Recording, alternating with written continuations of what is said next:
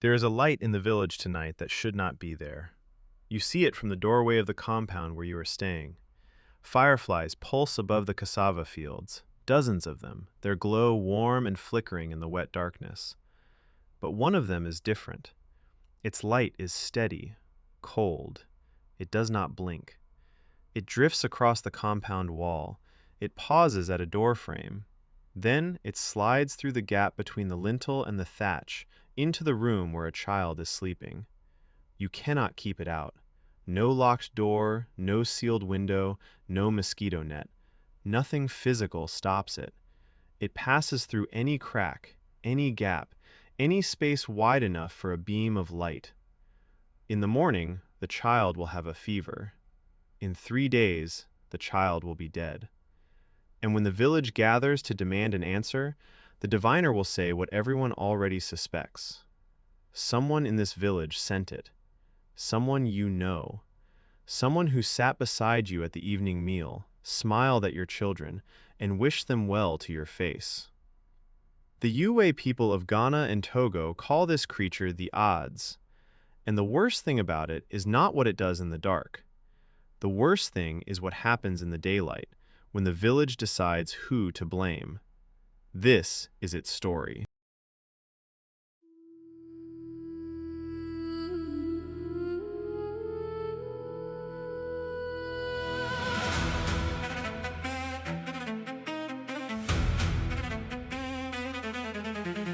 Every culture has stories it tells after dark. Not fairy tales, not the ones for children, the other kind.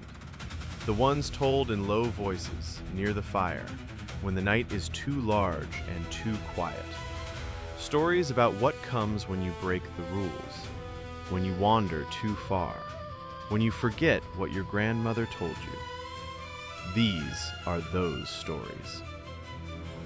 Welcome to Folklore Reborn.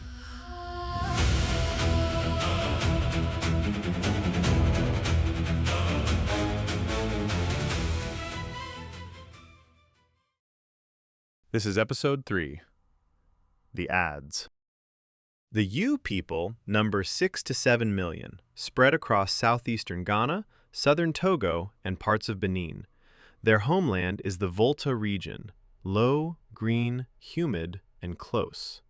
The rain falls in sheets during the wet season, and everything grows too fast. Vines crawl over compound walls overnight. Mold blooms on stored cloth. The air after dark is warm and thick, heavy enough to feel in the lungs. Life is lived in proximity. Rectangular mud brick compounds cluster around packed earth courtyards, each compound holding an extended family, sometimes 3 or 4 generations. The walls are low. Sound carries. Every birth, every argument, every meal is witnessed. Generosity is expected. Success is observed, and envy, though forbidden, is constant.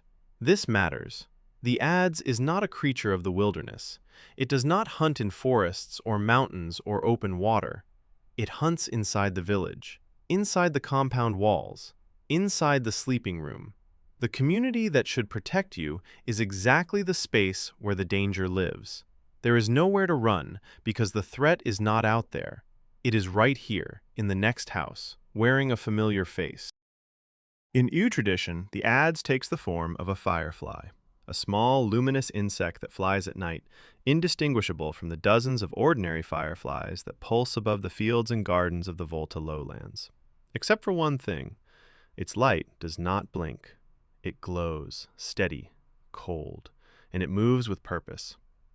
The Adze enters homes through any opening, keyholes, cracks in mud walls, gaps beneath doors, the weave of a mosquito net. Nothing physical can stop it.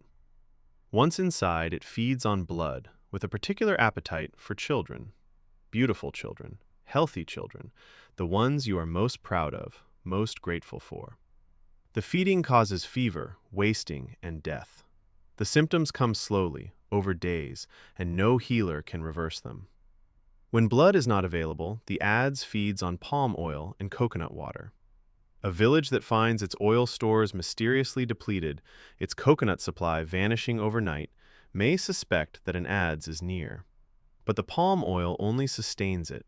What it wants is blood. What it wants is your child. Here is what makes the Adze different from every other creature in this series. It is not a separate monster. It is not a demon that invades from outside. The Adze is a spiritual force that lives inside a human being. Your neighbor, your relative, your co-wife, the woman who braids your daughter's hair. The person who hosts the Adze may be using it deliberately, sending it out at night to feed on the children of people they envy. Or they may carry it unknowingly, an inherited spiritual power they never asked for and cannot control. The distinction matters enormously in theory. In practice, it makes no difference at all, because the Adze has one vulnerability. If you catch it in its firefly form, if you close your hands around that cold, steady light, it transforms. It reverts to its human host, and standing in the courtyard of your compound, blinking in the lamplight, is someone you know. The village has found its witch. And this is where the legend stops being about a monster and starts being about something far worse. Once a person is named as an Adze host, they are finished. The accusation is a social death sentence. In traditional Ewe communities, the accused faces exile, violence, or confinement. In Ghana today, right now, there are settlements called witch camps, where women accused of witchcraft are sent to live, sometimes for the rest of their lives. The largest has existed since before 1900. Hundreds of women live in these camps.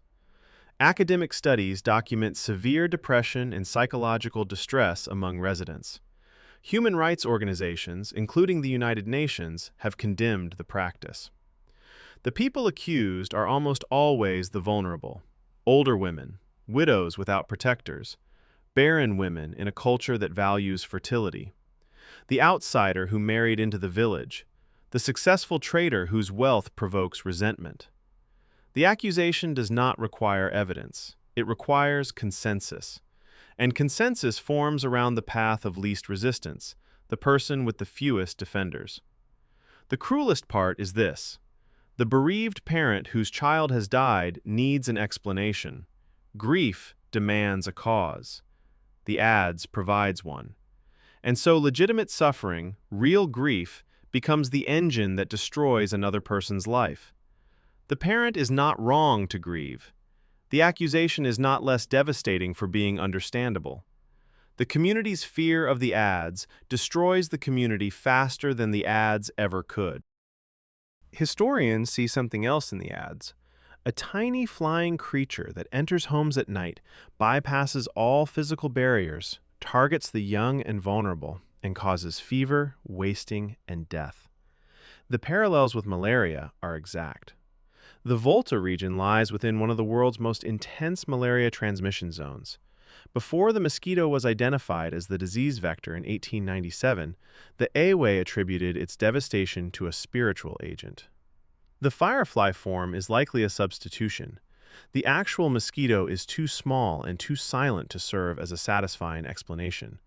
But the firefly, with its strange, cold glow in the tropical night, carries the right kind of wrongness. This does not reduce the Adze to just a malaria story. The disease explains the creature's form. But the accusation cycle encodes a separate, equally real terror: the social dynamics of envy and scapegoating within communities under pressure. When German missionaries arrived in the Ewe territories in the mid-19th century, they tried to eliminate beliefs like the Adze. They failed. Worse than that, they reinforced them.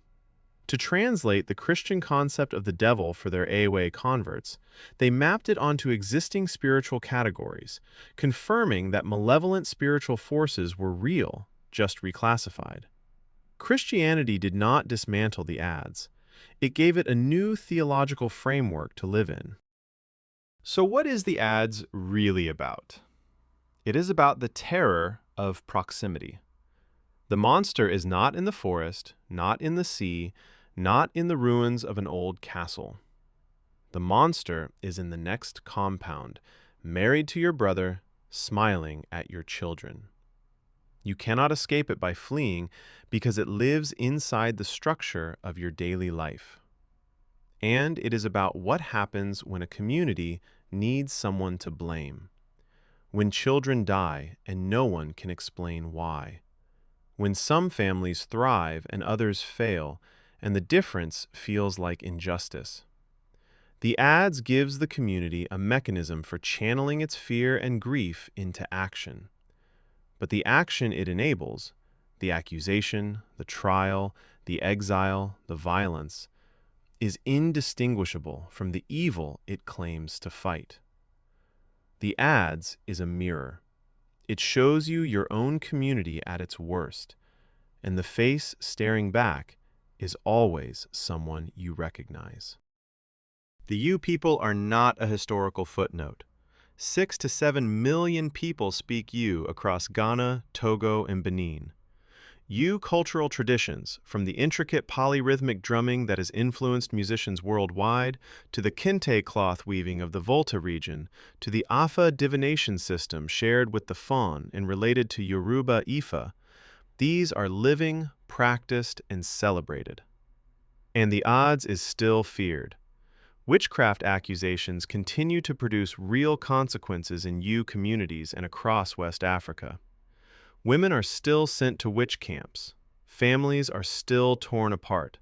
Human rights organizations are still working to dismantle the system. The old stories are not always just stories. Sometimes they are the machinery that grinds people down. And sometimes understanding where the story came from is the first step toward stopping the machine.